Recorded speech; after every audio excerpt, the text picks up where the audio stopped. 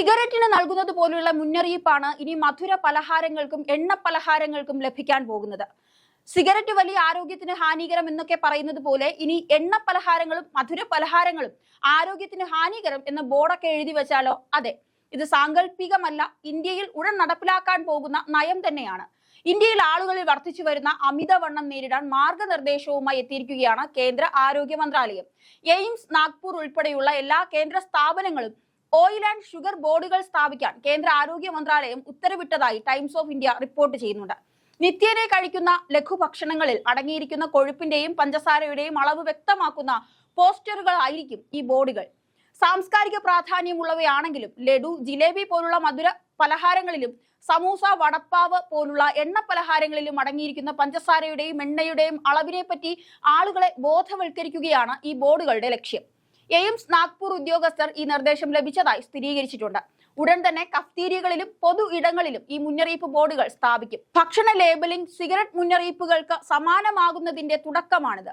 Cardiological society of ഇന്ത്യയുടെ Nagpur chapter president doctor Amar അമലയാണ് ഇത് പുറത്തു പറയുന്നത്. പഞ്ചസാരയും ട്രാൻസ് ഫാറ്റുകളുമെല്ലാം പുതിയ കാലത്തെ പുകയിലയാണ് എന്നാണ് ഇവർ പറയുന്നത്.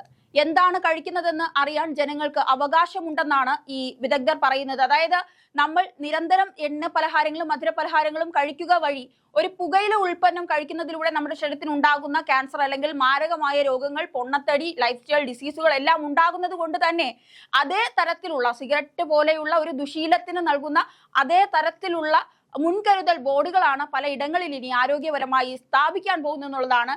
ഇന്ത്യയിലെ ആളുകളിൽ വർദ്ധിച്ചു വരുന്ന അമിതവണ്ണം നേരിടാൻ മാർഗനിർദ്ദേശവുമായാണ് കേന്ദ്ര ആരോഗ്യ മന്ത്രാലയം ഇങ്ങനെയുള്ള കാര്യങ്ങളൊക്കെ ചെയ്യുന്നത്. എയിംസ്, നാഗ്പൂർ ഉൾപ്പെടെ എല്ലാ കേന്ദ്ര സ്ഥാപനങ്ങളും ഓയിൽ ആൻഡ് ഷുഗർ ബോർഡുകൾ സ്ഥാപിക്കാനാണ് കേന്ദ്ര ആരോഗ്യ മന്ത്രാലയം ഉത്തരവിട്ടിരിക്കുന്നത്.